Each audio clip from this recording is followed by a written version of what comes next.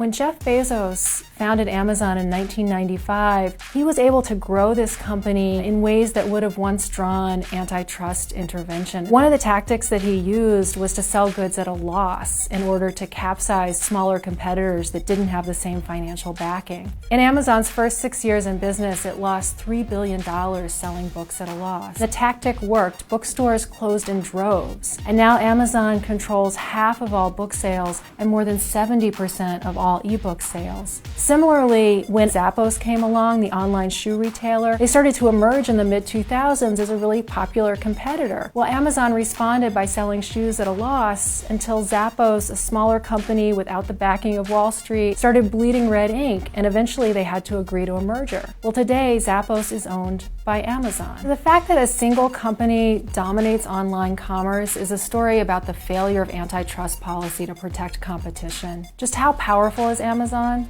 It's now capturing $1 of every $2 that Americans spend online. To think of Amazon simply as a retailer is to really misjudge the scope of what Jeff Bezos has set out to do. I don't just mean that Amazon does a lot of things besides sell stuff. It produces television shows and movies, it publishes books, it underwrites loans, it manages the data of US intelligence agencies. It operates the world's largest streaming video game platform, and it's now manufacturing thousands of different products itself, from batteries to blouses. What I mean is that Amazon's ambition is much bigger than merely dominating any of these markets. Its goal is to replace them. Amazon has set out to be the infrastructure that commerce runs on, to be the platform that all sellers must go through to reach buyers. Already, more than half of online shoppers are bypassing search engines and starting their shopping search directly on Amazon. The result of this is that every competing business, from Main Street retailers to big global brands, increasingly they have little choice but to join Amazon's marketplace as sellers. Amazon says its platform is a place where entrepreneurs can pursue their dreams, but in reality, this relationship is often predatory. Studies have found that Amazon watches what sellers are doing and then often starts selling their most popular items itself. Small manufacturers can wake up one day and suddenly find that Amazon has made a knockoff of their best-selling product and then given it the top spot in its search results. In other words, Amazon's competitors now depend on Amazon to reach customers, and Amazon in turn is exploiting that dependence to undermine them as competitors. What all of this adds up to is just an incredible machine for concentrating wealth. By owning the pipelines, Amazon can privilege its own products on those pipelines,